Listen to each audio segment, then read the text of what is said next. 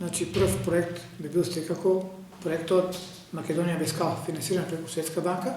со кој ќе се овозможи изградба на улица во село Двориште во должина 2,9 км со вкупна вредност на финансиската конструкција од 30 милиони денари, што ќе значи решавање на еден комунален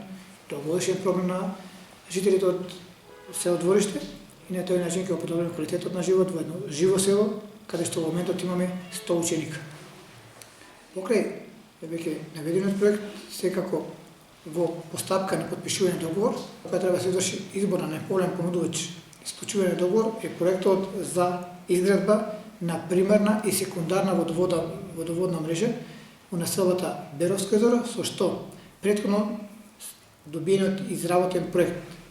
за филтрирање на чиста вода за пиење преку новоизградената примарна и секундарна водоводна мрежа ќе дојде до крајните корисници, на тој начин ќе се овозможи подобрување на туристичките услуги и секако обезбедување на чиста и здрава вода за пиење во туристичката населба. Преку програмата за локални патишта улици веќе во теке постапка за избор на најповолен понудувач, исклучување договор за изградба на улица 5 и улица Георги Димитров и Краковистата во општина во градот Берово и секако постапка за